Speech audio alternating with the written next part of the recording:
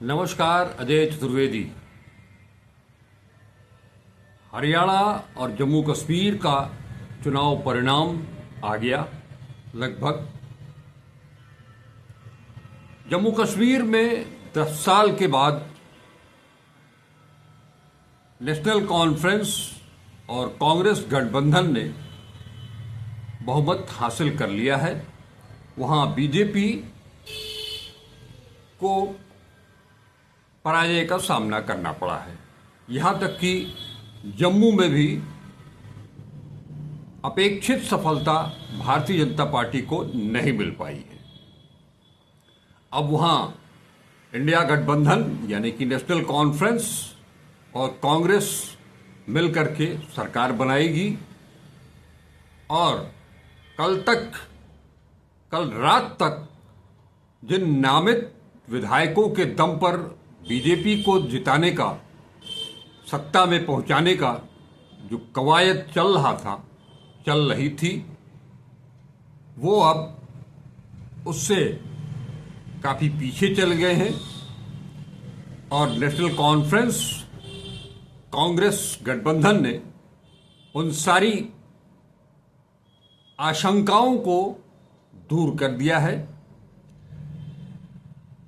National conference और कांग्रेस ने दूर कर दिया है या उनकी नीतियों, उनके वादों पर भरोसा जताते हुए जम्मू कश्मीर की जनता ने ये जीत हासिल की है। लगता तो यही है कि ये जीत जम्मू कश्मीर के बाशिंदों की जीत है। अब हम आते हैं हरियाणा में मैंने भी कई एपिसोड्स में आपको राहुल गांधी के बयानों से, ये राहुल गांधी ही नहीं बल्कि एक चुनाव को लेकर के बेहतर भविष्यवाणी करने वाले समाजवादी चिंतक, रणनीतिकार योगेंद्र यादव के हवाले से ये बताने की कोशिश की थी कि हरियाणा में कांग्रेस की हवा नहीं है, आंधी नहीं है, सुनामी है।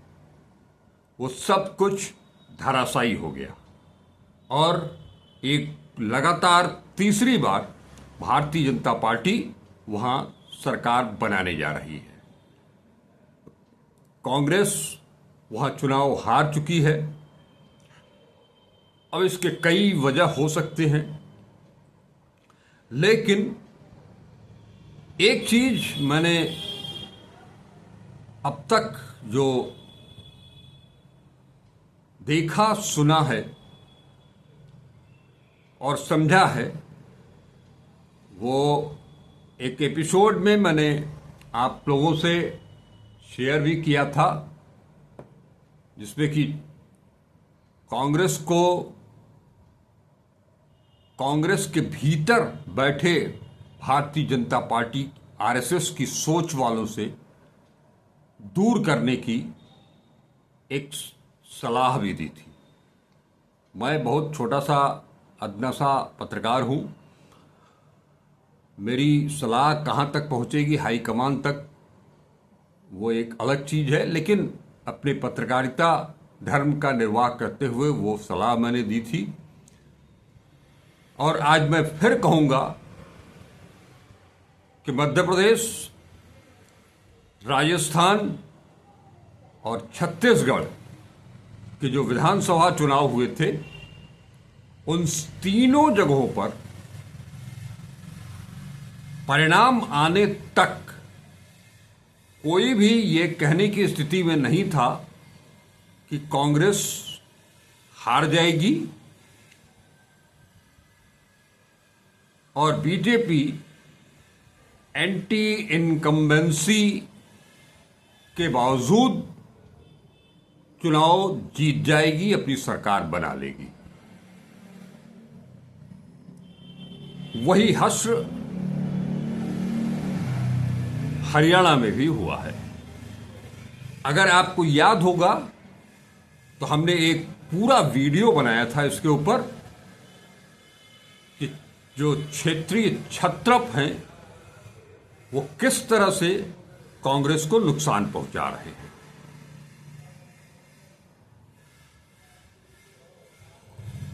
देखिए, हरियाणा में जो चुनाव कांग्रेस हारी है,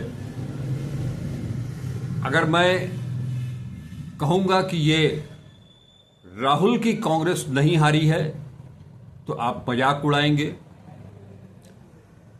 अगर मैं कहूंगा कि तंत्र, चाहे वो चुनाव आयोग हो या स्थानीय प्रशासन हो, उसने कांग्रेस को चुनाव हराया है तो आप भी हमारा मजाक उड़ाएंगे।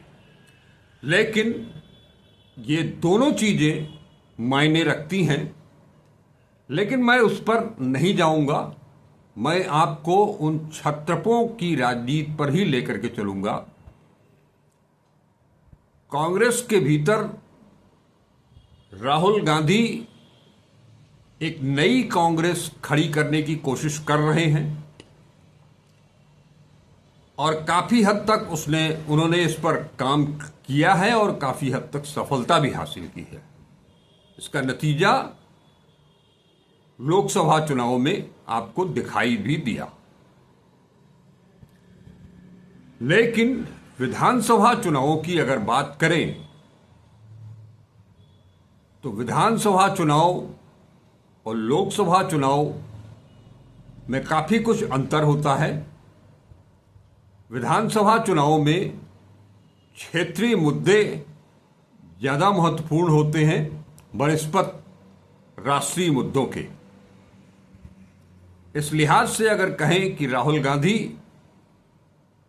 और उनकी जो नई कांग्रेस है वो नेशनल लेवल पर अपनी छाप छोड़ने में कामयाब रही है, लेकिन प्रदेश स्तर की जो कांग्रेस है वो अभी तक अपने आप को राहुल की नई कांग्रेस से नहीं जोड़ पाई है।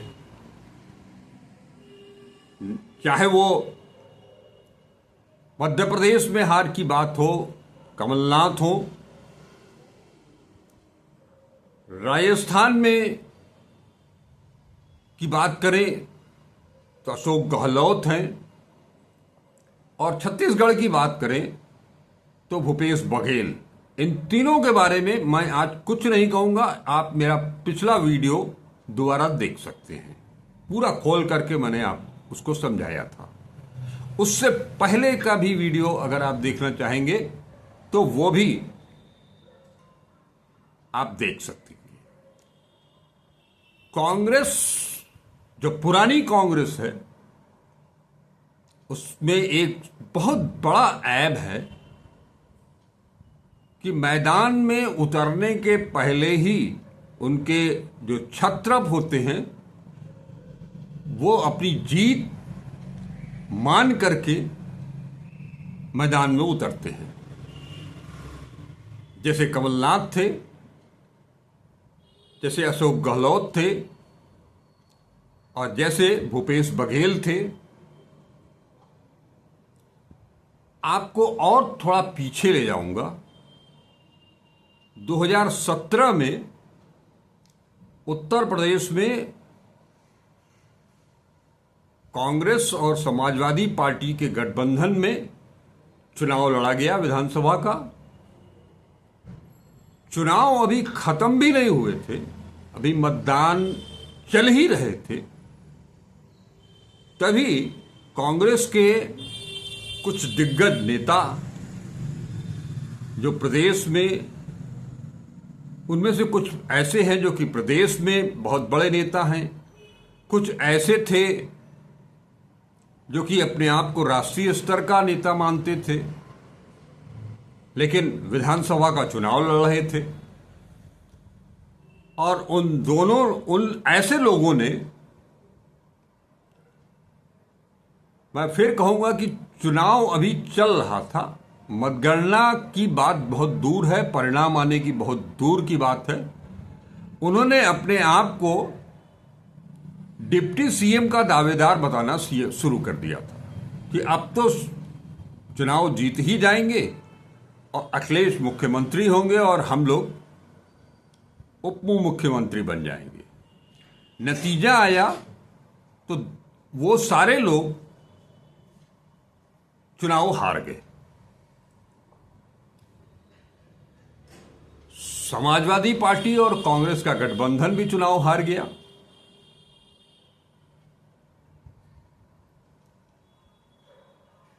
वही चीज कमोबेश ही नहीं बल्कि सेम उसका रिपीटिशन है हरियाणा का चुनाव, जहां पर कि भूपेंद्र सिंह हुड्डा या दीपेंद्र सिंह हुड्डा ये मान करके चल रहे थे कि उन्हें कुछ करना नहीं है, वो जीत चुके हैं चुनाव और वो मुख्यमंत्री की कुर्सी पर बैठने जा रहे हैं।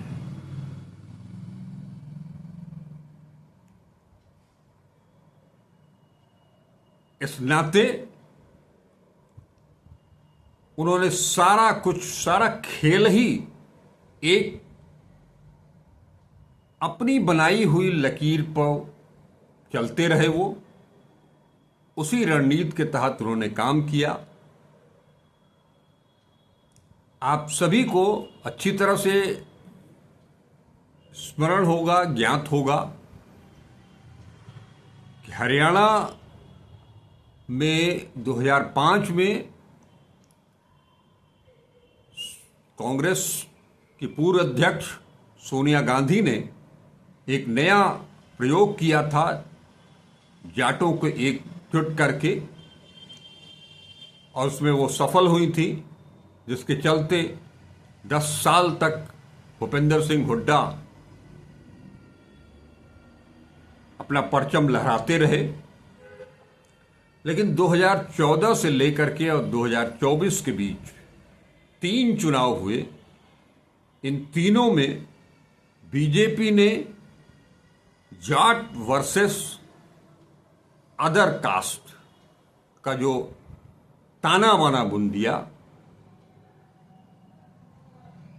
उससे उबर पाने के लिए कांग्रेस के पास 2024 में भी कोई जमीन तैयार नहीं थी।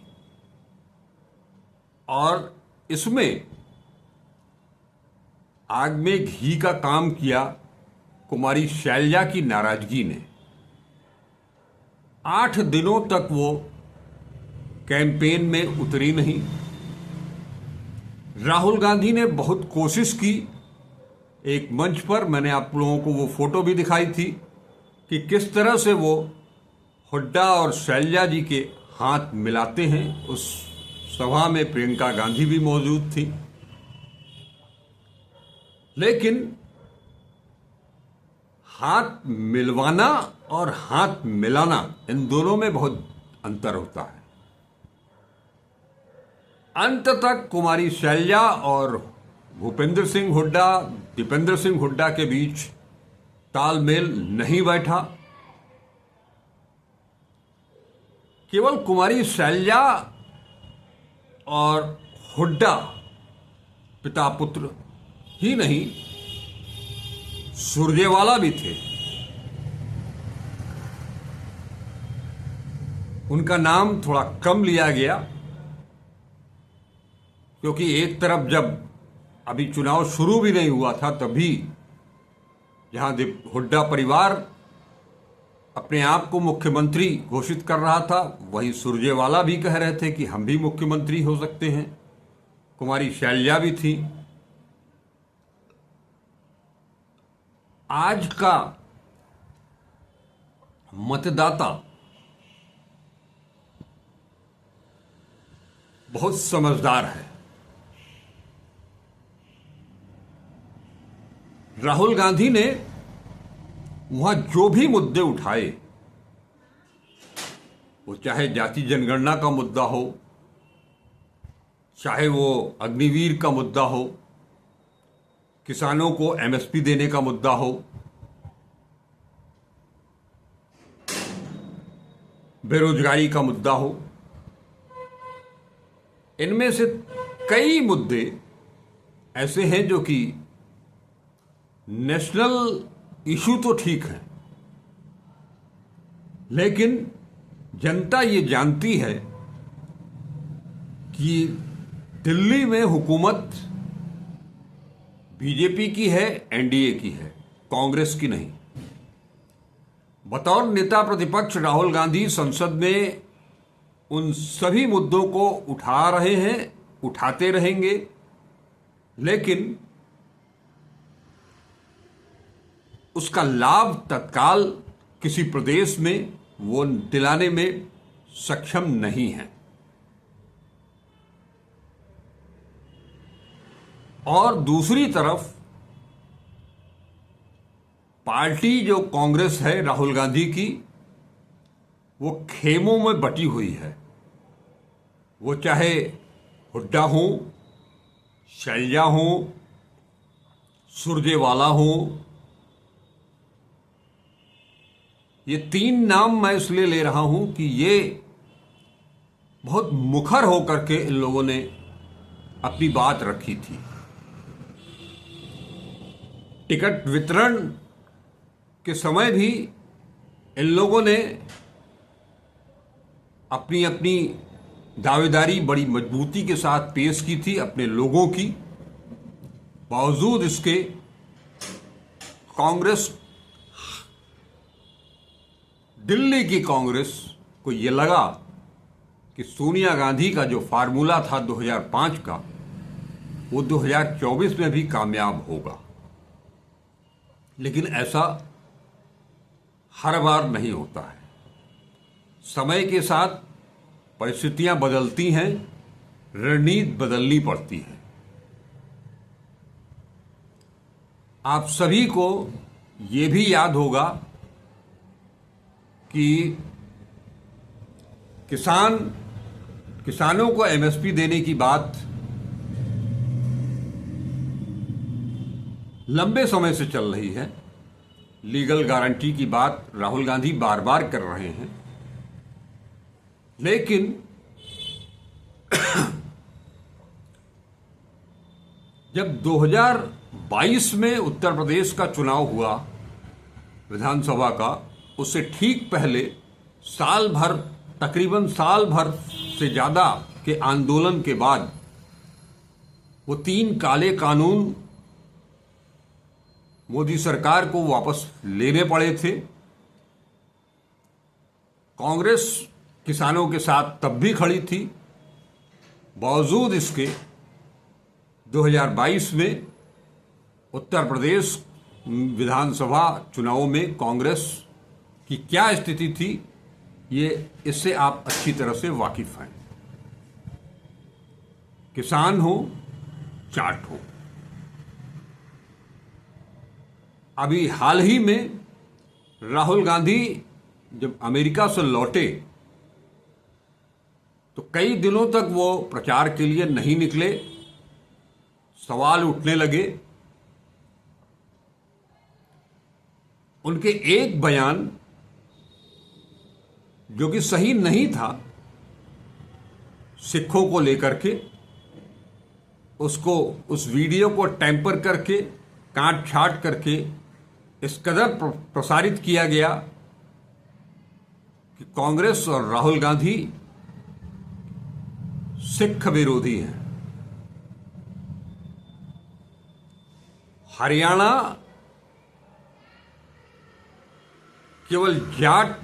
में केवल जाट ही किसान नहीं है, सिख भी हैं, सरदार भी हैं, मोना पंजाबी भी हैं। जिस ढंग से उस प्रकरण को प्रचारित किया गया, वो भी एक बड़ा फैक्टर हो सकता है। लेकिन मैं फिर कहूंगा कि सबसे बड़ा कारण, सबसे बड़ी वजह अभी तात्कालिक तौर पर मैं यही कह सकता हूं कि क्षेत्रीय क्षत्रपों का वर्चस्व तोड़ करके पहले चुनाव घोषित होने के साथ ही अपने आप को मुख्यमंत्री बताने से, सरकार बनाने की जो सोच है कि हम ही सरकार बनाने जा रहे हैं, उससे कांग्रेस और राहुल गांधी को इस बिंदु पर गंभीरता से विचार करना होगा। अब मैं दूसरी बात करने जा रहा हूं। कल मैंने आपसे एक चीज कही थी, हालांकि शैलजा और हुड्डा के प्रकरण का जिक्र मैंने कल भी किया था। दूसरी चीज, मैंने हरियाणा के निवर्तमान मुख्यमंत्री नायब सिंह सैनी की भी वो बात की थी, जिसमें वो कह रहे थे कि चुनाव बीजेपी बहुमत के साथ जीतते जा रही है और जब परिणाम आएगा तो ये लोग ईवीएम का मसला उठाएंगे। तो आज वास्तव में ईवीएम का मसला कांग्रेस ने उठा दिया। उसके पीछे कई वजह भी है। जो चीजें सामने आई हैं उसमें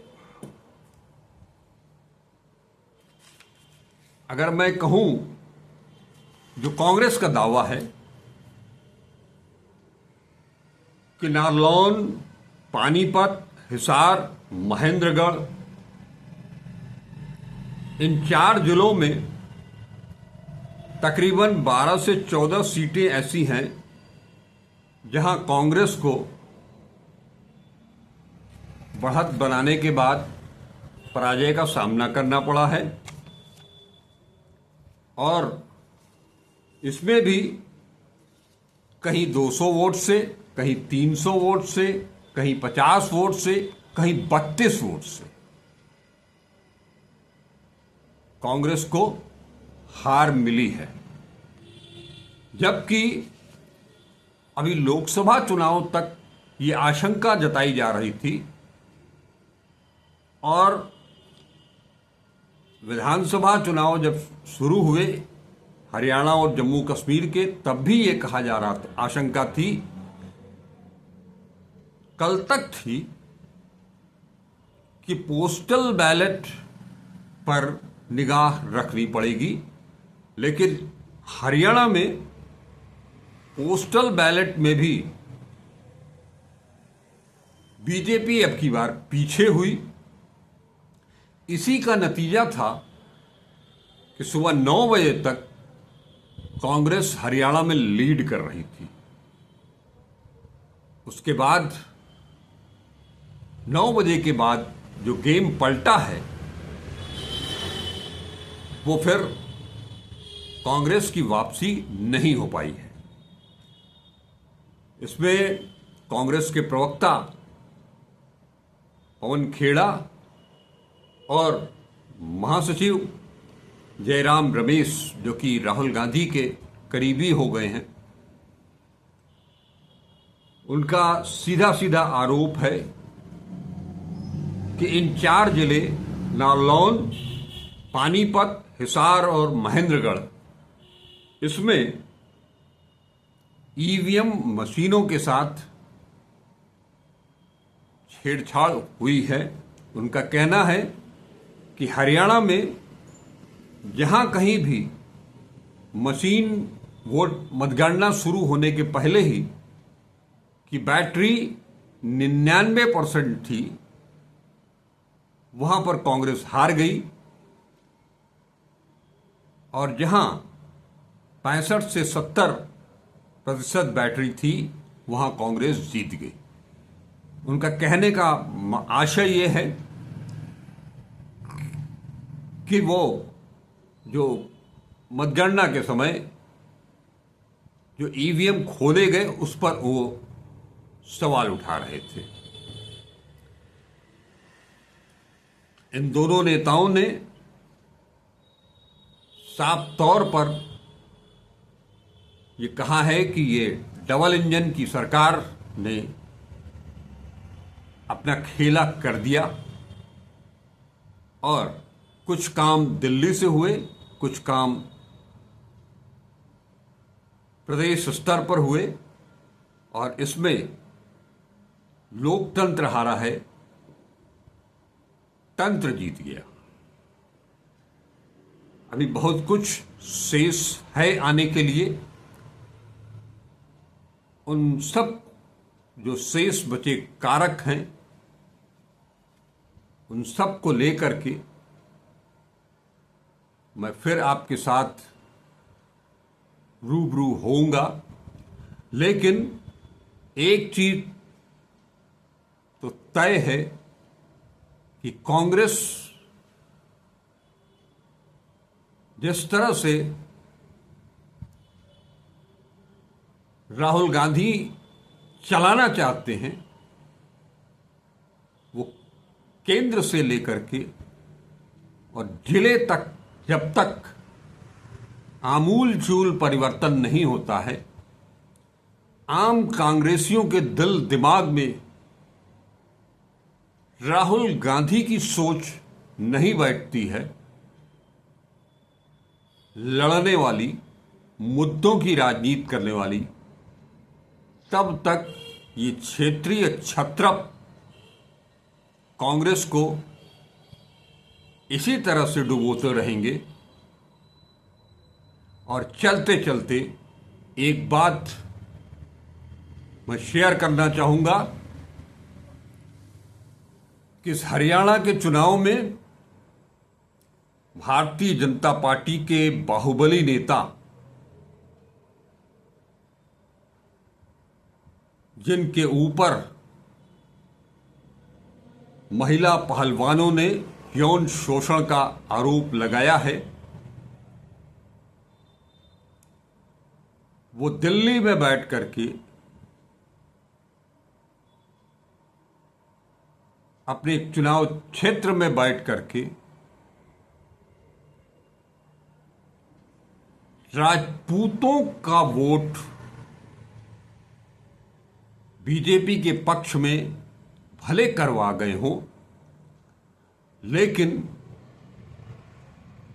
सुप्रीम कोर्ट में जो मुकदमा चल रहा है, उसका निर्णय चाहे जब आवे, लेकिन आम जनता ने विनेश फोगाट को चैंपियन बना दिया। उनके गले में जीत का सेहरा, उनके सर पर जीत का सेहरा पहना दिया। उनके गले में वो मेडल जीत का पहना दिया। ये मामूली कोई घटना नहीं हुई है। हालांकि इसके लिए भी विनेश फोगाट को इस राजनीतिक अखाड़े में भी बड़ी कठिन लड़ाई लड़नी पड़ी, लेकिन आखिरकार जिस तरह से उन्होंने ओलंपिक में एक दिन में 3 धुरंधर पहलवानों को चित्त किया था, ठीक उसी तरह से उन्होंने हरियाणा में अपने प्रतिद्वंदी को, निकटतम प्रतिद्वंदी को कांटे के संघर्ष में पटखनी दे दी है, धूल चढ़ा दिया है। ये बहुत बड़ी जीत है। इसके साथ ही मैं आपसे विदा लेता हूं। फिर मिलेंगे, मिलते रहेंगे। नमस्कार, अजय चतुर्वेदी।